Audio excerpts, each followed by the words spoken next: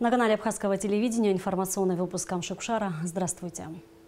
Компьютерный томограф, недавно установленный в Гудаутской ЦРБ, после нескольких дней использования перестал работать. Как сообщило информагентство Апснепресс, министр здравоохранения Тамас Цахнаки, сейчас приехавшие из России специалисты занимаются диагностикой и ремонтом аппарата. Они привезли необходимые детали. По словам самих специалистов, аппарат КТ очень хороший, а произошедший технический сбой будет исправлен. В связи с ростом числа зараженных коронавирусной инфекцией и угрозой распространения заболевания среди сотрудников, распоряжением главы администрации города Сухум Беслана Эшба работники управления социального обеспечения отправлены на карантин и освобождены от обязанности присутствовать на рабочем месте с 12 по 26 октября 2020 года. На этот период в управлении также приостановлен личный прием граждан. Кроме того, как сообщили в столичном управлении образования, с 13 октября на двухнедельный карантин закрыты 2-я и 4-я сухумские школы. На днях в социальных сетях появилась информация, что в одной из аптек Гулрыбского района продаются экспресс-тесты на COVID-19. Соответствует ли это действительности? Откуда в аптеке экспресс-тесты? Насколько эффективен данный метод диагностики? Выясняла наша съемочная группа. Репортаж Гугуцы Вардания. Чтобы узнать, есть ли в аптеках экспресс-тесты на COVID-19, наша съемочная группа отправилась в Агудзеру. Как оказалось, появившаяся в соцсетях информация соответствует действительности. Здесь можно приобрести тесты по цене 1800 рублей за штуку. Здравствуйте. А у вас есть экспресс-тесты на COVID-19? Да. Сколько стоит? 1800. 1800, да? Много их еще? Есть. Как часто их завозят? Вот только завезли. На вопрос, откуда были завезены экспресс-тесты, сотрудники данной аптеки нам не ответили. В следующей аптеке, находящейся неподалеку, фармацевт сообщила, что тестов на COVID-19 у них пока нет. Однако в ближайшее время они их получат. Откуда придет товар, нам не сказали и здесь. В последнем фармацевтическом учреждении, которое мы посетили в Агудзере, аптекари рассказали, что тестов в продаже у них не было. Да и особого спроса на них нет. Мы не ожидаем. В ближайшее время, скорее, их у нас не будет. И вообще не было их продаж, у нас да? нет, у нас не поступали. А вообще люди обращаются? Очень редко, даже не спрашивают. По словам руководителя республиканского унитарного предприятия «Абхазфармация», продажа тестов на COVID-19 в аптеках разрешена, как и любого другого фармацевтического препарата. С законной точки зрения здесь никаких проблем нет.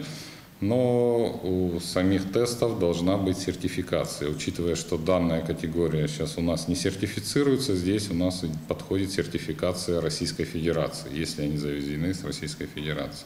То есть при наличии этой сертификации этот препарат, соответственно, не препарат, тест может использоваться. Население, в принципе, имеет право попросить, по крайней мере, запросить, есть ли у данной продукции сертификация, и предоставить копию. Вполне, в принципе, законно. При этом, по словам специалистов, экспресс-тесты на COVID-19 не дают гарантированного результата. Я устно, как говорится, консультировался с ними. Гарантии они, конечно, не дают, что экспресс-тест достоверно даст информацию. Но вероятность есть. Есть вероятность, что покажет правильно, есть вероятность, что может быть ошибка. То есть фактор ошибки, насколько я понял, выше, чем при тестировании, которое проводится медучреждением. Спрос на экспресс-тесты на COVID-19 пока небольшой. Возможно, причина в том, что они появились в продаже совсем недавно, и многие не знают об этом. А возможно и в цене, которая не так уж и мала. Вопрос эффективности экспресс-тестов на COVID-19 все еще остается открытым. А покупать их или нет, решать потребителям. Гугуца Вардания, Ильдар Дамиров, Абхазское телевидение. 12 октября министр по ЧС Абхазии Лех Фкицинев провел рабочее совещание с сотрудниками медицинского управления ведомства. Главной темой встречи стала инициатива руководства МЧС по вопросу несения посуточного дежурства в Гудаутском госпитале. Такая необходимость возникла в связи с острой нехваткой медперсонала в системе здравоохранения Абхазии. Первая бригада медиков МЧС Абхазии заступила на дежурство уже в понедельник. В их обязанности входит оказание оказание экстренной доврачебной помощи и перевозка больных с подтвержденным ковид-диагнозом. Напомним, что ранее в рамках мероприятий по предупреждению распространения коронавируса в Абхазии подразделения медицинского управления МЧС Республики совместно с ЦРБ города Гагра обеспечивали контроль перехода местных и иностранных граждан через государственную абхазо-российскую границу. Помимо этого, сотрудниками ведомства проводится систематическое обеззараживание многоквартирных домов и государственных объектов республики. Минздравом Абхазии переданы Гагрской центральной районной больнице препараты и медизделия на сумму более 1 миллиона рублей, сообщает пресс-служба ведомства. Поставка осуществлена в рамках программы по борьбе с COVID-19. Как отмечается в сообщении, в больнице подготовлено 20 койко-мест для пациентов с коронавирусной инфекцией. Один пациент с диагнозом COVID-19 уже проходит лечение, и еще 3 ждут результаты ПЦР-теста.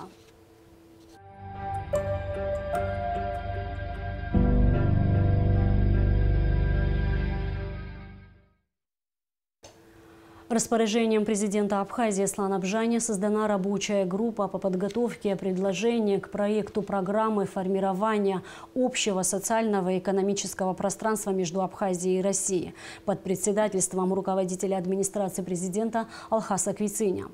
Еще одним распоряжением главы государства создана рабочая группа по совершенствованию законодательства Абхазии о гражданстве. Ее возглавила заместитель руководителя администрации президента Саида Бутба. Кроме того, Аслан Бжани подписал указ о создании комиссии по конституционной реформе. Руководителем комиссии назначена председатель правления Ассоциации женщин Абхазии Нателла Акаба. Ахра Авицба, герой Донбасса, помощник президента Абхазии, выпущен под подписку о невыезде и находится сейчас в Сочи, где отбыл 9 суток административного ареста. Об Ахре Авицба вся Абхазия узнала во время ожесточенных боев в ДНР.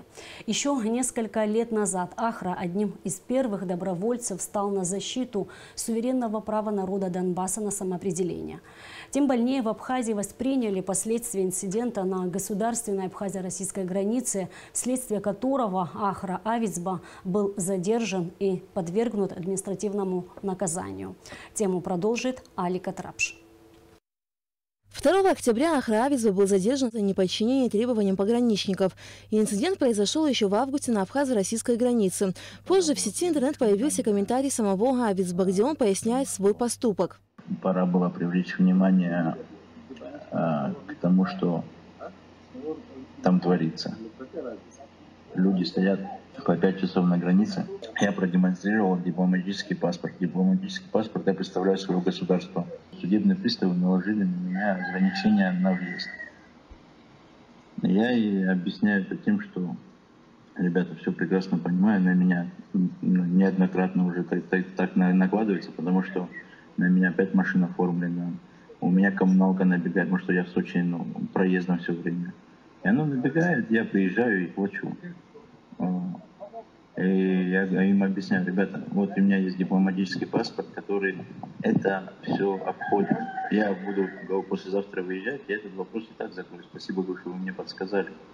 Тем более моя машина досмотрена, все документы у меня, я сижу в своем транспортном средстве, я просто продолжу свой путь исследования. Позже Ахра Авицба погасил все задолженности, но при въезде в Россию был задержан на 10 суток. После подачи апелляционной жалобы Адлерский районный суд снизил срок его административного ареста с 10 до 9 суток. После задержания Ахра Авицба в соцсетях пользователи начали писать посты в поддержку героя Донбасса. Российский журналист военкор Семен Пегов даже записал видеообращение. Пока гоняли на передовую, как-то не было возможности нормально отреагировать и сказать свое мнение по поводу ареста нашего брата, моего личного брата Ахра Авицба, который является героем Донбасса вообще-то, освобождал аэропорт, Дебальцево в том числе, героем русского мира. И, конечно, его арест, или как это называется, задержание, выглядит для меня немножко двусмысленно. И это выглядит крайне двусмысленно, когда мы находимся здесь на Карабахской передовой, на передовой борьбы отчасти русского мира тоже ведь. Кто понимает, тут в теме реально. И, конечно, я надеюсь, что люди в определенных инстанциях задумаются над тем, что я говорю. И то, что все люди, поддержавшие Ахрика, говорят, что действительно это не совсем, может быть, правильная позиция.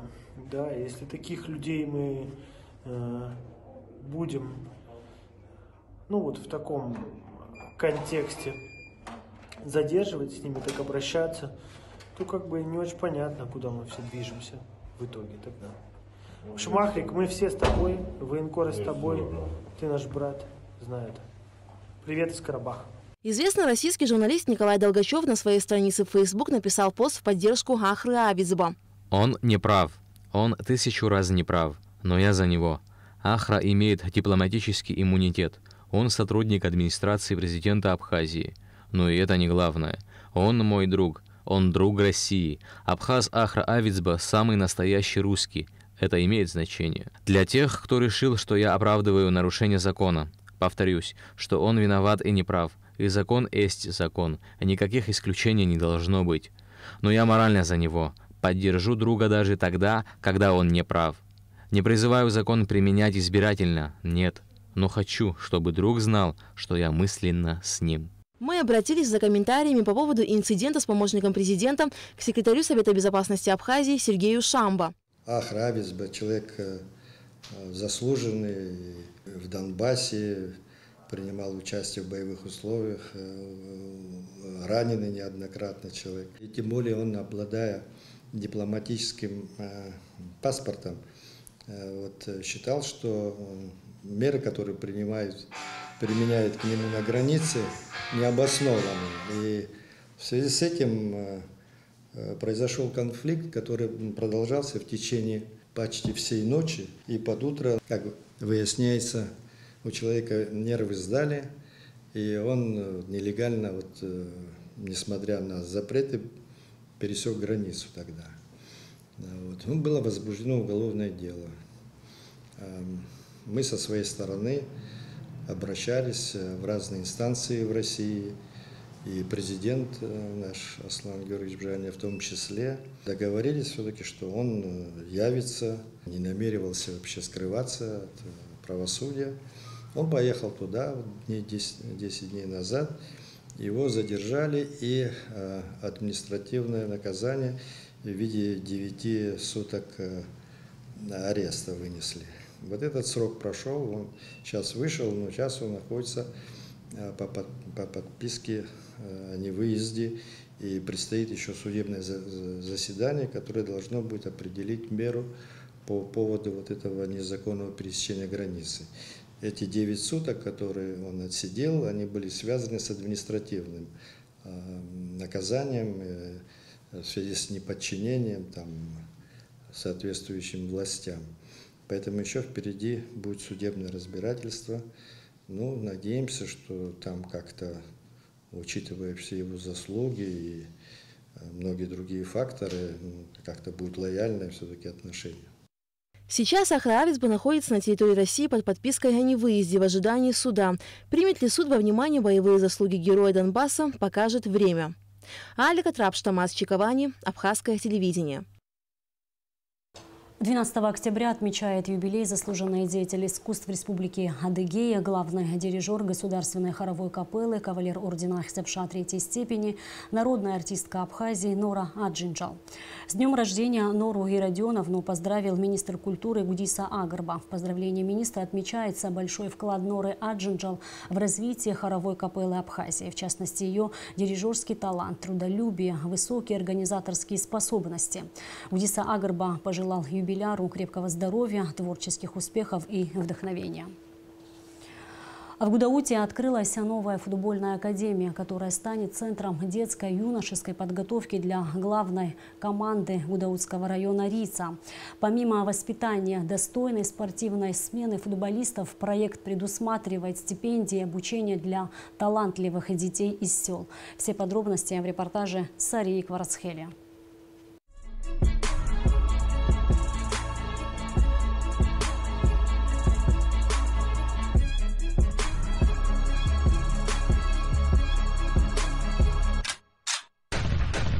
Футбольная академия в городе Гудаута создана с целью популяризации этого вида спорта. Кроме того, учредители надеются, что она откроет новые перспективы для развития футбола в районе. Инициатором проекта выступила европейская компания Apsnes Sport Group, основатели уже известной в Абхазии академии Unity.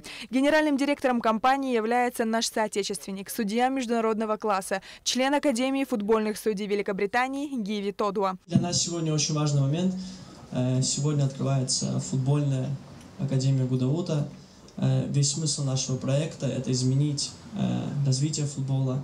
И так как дети принимают и воспринимают футбольный мир, спортивный мир в частности, и мы очень сильно надеемся, что именно такими общими целями большой командой, потому что частью команды являетесь и вы, родители, дети являются центром всего этого развития, центром всего этого проекта.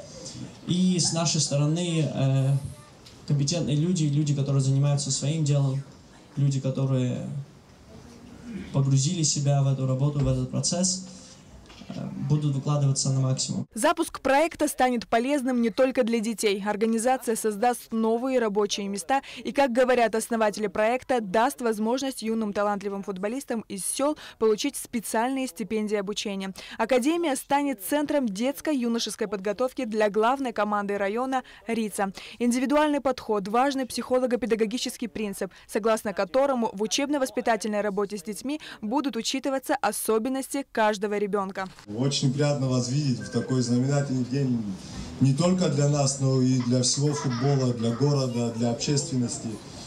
Спасибо за то, что вы пришли. Мы планируем создать такое будущее для детей, для того, чтобы эти дети развивались быстрее, лучше, думали, улучшали свою социальную жизнь. И, естественно, с помощью своих родителей, с помощью вас, с помощью нас, с помощью многих людей, которые будут нам помогать в будущем. На официальном открытии футбольной академии Гудаута присутствовал председатель Государственного комитета по делам молодежи и спорту Джамал Губаз. Мы все вместе, в том числе и я, будем в этом процессе участвовать, чем мы можем. Будем вас, родителей, тоже просить, чтобы вы всегда были рядом, потому что без вас в нашем большом футболе, особенно в Гудаутском, у нас всегда были великие игроки, начиная от Ахрика Цвейба, заканчивая Ромы Хагба, ну и многие-многие, потому что в Гудаутах, знаете, я тоже полмира объездил, но в Гудаутах всегда почему-то рождаются чемпионы. Главные виновники торжества, конечно же, дети. Говорить на камеру многие постеснялись, однако нашлись и смельчаки. Меня зовут Ливан, 8 лет. Я очень люблю футбол. Что тебе в нем больше всего нравится? Ну, сама игра. Со скольки лет ты уже ходишь на футбол? 6. У тебя там много друзей? Да. Академия открывается, ты пойдешь? Да. Юный спортсмен Дамир Сангинов ходит на футбол уже более 3 лет. При виде съемочной группы Дамир убежал. Однако с его мамой мы все-таки сумели пообщаться. На сегодняшний день я разбираюсь уже и в футболе вместе со своим сыном наравне. Мы очень долго ждали открытия такой академии в городе Гудаута. Уже такая академия есть в городе Сухум. Мы все с завистью смотрели. Наконец-то теперь уже у нас есть. Мы очень довольны, что у нас наконец открывается эта академия. И очень большие надежды возлагаем на эту академию. На открытии футбольной академии Гудаута был показан документальный фильм о талантливых футболистах Гудаутского района. Город Гудаута – это особенное место, где всегда взращивались особо именитые футболисты Абхазии. Свои первые шаги на Гудаутском стадионе сделали Ахрик Цвейба, Джамал Губаз, Джума Кварацхелия, Беслан Губля, Ахра Ладария, Роман Хагба, Вадим Хагуш. В дальнейшем они и многие другие стали игроками популярных футбольных клубов СССР, России и зарубежных стран. Футбольную академию Гудаута набирают детей 2013, 2014 и 2015 годов рождения. На сегодняшний день уже приняли более 50 человек. Количество мест ограничено. Запись будет осуществляться до 1 ноября. Сария Гварацхеля, Адам Урджения, Абхазское телевидение. И в конце выпуска прогноз погоды. По сообщению гидрометцентра, во вторник в Абхазии ожидается небольшая облачность без осадков. Температура воздуха ночью плюс 13-18, днем плюс 23-28, температура морской воды плюс 24 градуса.